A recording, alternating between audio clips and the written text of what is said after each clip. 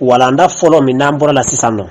anya fo choko mina oyeka kafonyogonya ki yero majjanya ola idkadim senu na walma mugoberula bo walanda flanai ako ahzir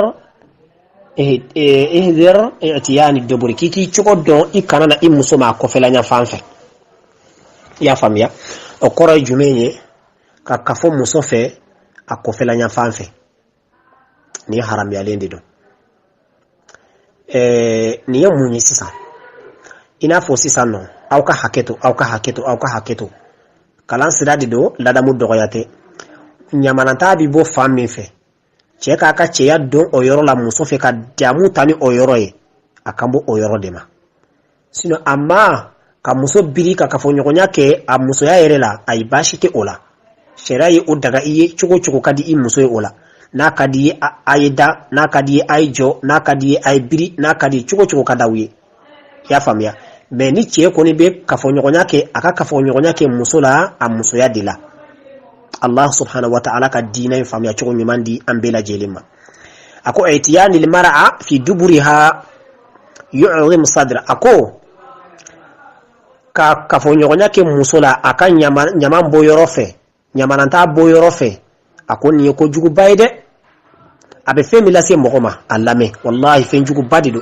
do be nyini ngari ko la be munke mogola Allahu akbar harama de on jafar nyina ko jugu ako abe munke mogola wa yutfi an-nura qalbi abe duskun noro abochinye dongo de be do kala kan islam ala kan gel dimana jonya ala kan noro di amma ni noro ti duskunna iti foye ni hakiliye iti alaye iti kirai iti alasrai okumana abe folo min kila folo abi duskun noro abo dufa yele mi be duskun na ni kanga limaniya ni oye ni kanga kanda ni oye ala kan iga duwa jabi ni oye ala kan iga hamina ko nogani oye yele mi bini ala che erezo mi bini ala che abo perde tike folo Allahu akbar abini ala ka erezo tike pew no tebena kabo no wa yusawidu alwajha aben yeda fi yaye parce que ni duskun jera doro nyeda bin noro parce que duskun noro o de be dan nyeda ka safne noro te ko kaje noro tere limaniya noro ni ay mo do do baddo ya famia ibaso do ko len jero me ibaso ni ya nyeda fi bisranye noro te o koro limaniya noro te parce que limaniya noro mi be duskun na o yele de taka sigi nyeda la o kuma no du fara doro nyeda fara noro be taka o kuma na masiti sira inye i kanuti ye mashila i bunyati ye mashiyoro ibe ketende parce que ni ala ka noroti duskuna doro o noroti yingeda la bo bunyati dai ka haramade nya konnana abola se mogoma wa yusibu bil amradi abe bana ula sima mafo maradi le amradi bana chama banani iba do furake fokati sati kenea iba abana do furake fokati sa utikenete furasurala kafonyonya fuladi bola se mogoma ka kafo musofe anyamananta boyrofe walma ka kafo musofe kato haidi konnana walma ka kafo musofe kato bangi juli konnana chewoche nimi faratini na ibisa wallahi bisa masidi sa chuko doila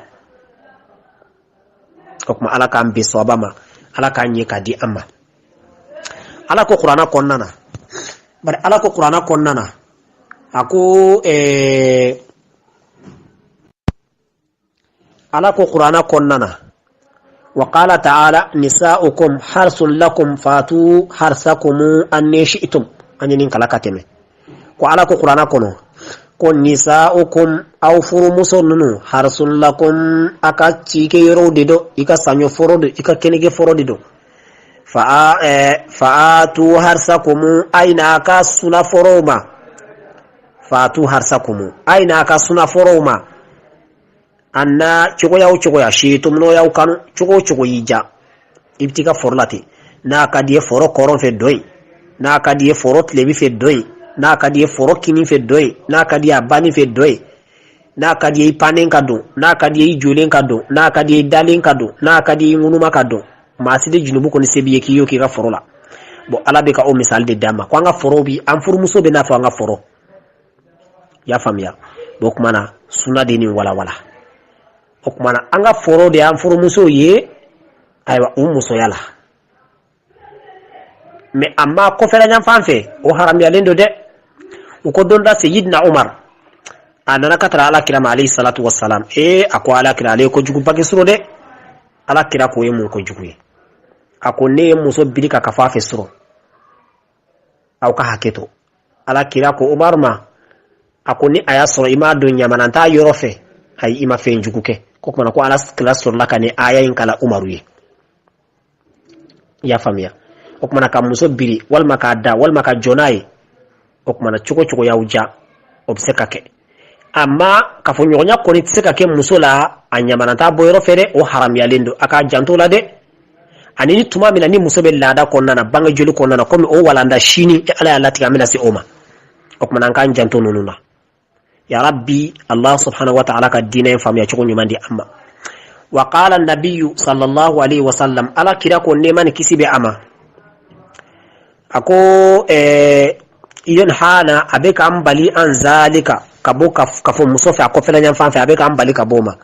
ako mal'unun man atal imraati fi duburiha ko ma dangalendo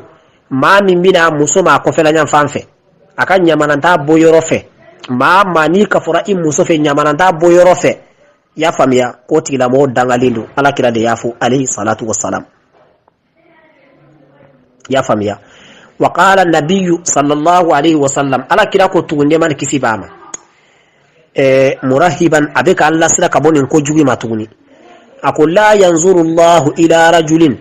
اقول على تفللك كتر تشينج دما ياتي امراته في دبرها تشيم من مسما كفلا نيان فانفه na be je musofe nyamananta boyrofe ko ala to laje parce que norota duskuna erzo mi bari ala ci otigelendo norota ya nyedala wallahi radun ala ta nye korota ka laje ala ti nye ta ka kila mo laje an okoro ala ti layni hine nyaari ala ti layni hine nyaay nasr e mo min kunyake tubire ika ya fadeliga ala bolo ika ngandi atanteni nyoko bereke ble fokansa ya famia lo kera korlembi yafa ikana nyoko bereke ble wa qala li ulama don bagako etiyanul mar'a fi duburiha ko mu'min bina am musuma nyamananta boyorofe ko hilakun li fa'ili wal maf'ul biha ko adanga be ake bagaka ani bika ake muso mina nasra jenendo nai muso ndanga lendo ni muso jenendo nai je fana danga lendo je mbika ke aw fla be danga lendo danga imba aw fla be de ko okumana anka njanto ni wale jugulu na anka nunu la teme nafa foita la wa iti dia ere surala ere fana وقال الحكماء كودونا وكو اتيان المرأة في دبرها يدفعها دفعا الى الزنا ko kaka fonyo nyake musola nyamana mboyorofe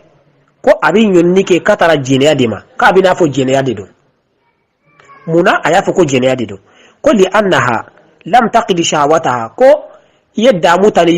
yoromi imanka ga damu tanai parce que ajene ndo moye ika damu tani musoye anyamana ntaka defe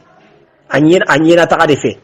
amuso ya dela ko ati beka damu tani musoye akofela nyam fanfi okumana ko abina fi jene adeke do ya funi choko nyerela ya famia okumana nimbarai ahram ya lendo de anka nyoroma janya ala ahram ya lendo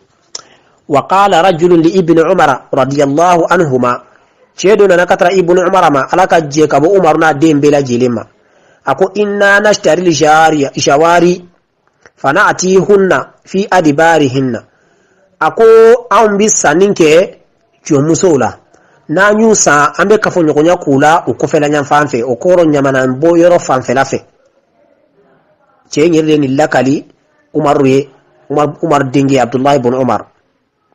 ya famia faqala ibn umar abdullah ibn umar kama alaka jenga bwani umar no fema ako ufin ninkumai ni filika boyda masgeti ninkumaina of eka ninkumaina ni kuma jugu bade na bi fo fengele wakatila ode kama alaba fo wala taqul lahum uffin akana fa bange ba ma of korode indege bolelo ko juka kuma fo ye kuma do fo sa wal ma ye fendo ke ka la goshi atigila mo bolo ka se la goshi danna ufi be fo yer la arab kanna ako aw ya fa'al zalika muslimun ako yel islame be songa ni baranke Umar de ni fo chema Umar Abdul Aziz de ni fo chema yal islami be sunga nimbara nke kam muso nyini anyama na boyoro fe yal islami be sungo ke okmana kace laggu ci kosobe o temelen ko fe ninkera anyire ka wati nun konnala zahaba shabun ila tabibin cedo funange dido atara katara doktoro mi aywa tabibu dido lil qulubi wa tabibun lil amradi abe dusukun la bana do abe farkolo la bana do abe bana o fana do kam funange ndure tara kataro mako kata amna ta yele laji vistila kwa falamma ajara tabib alayhi al-kashf tuma minna doktoro e aka analyse damine chela ay fendo ye ala tuma minna akelenga alaje asoro bana do bana ko bana mako zuhri ya famiya o bana jugu bayin o debe china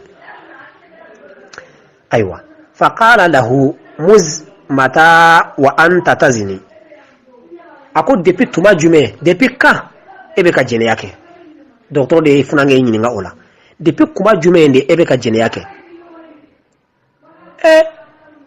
o de ko songo do ita ta docteur chama fi ata do ke jene yake mais ni docteur lil qulub abe discours fana do ala bo fana do yari docteur do ma ni ala so so ba do aywa ha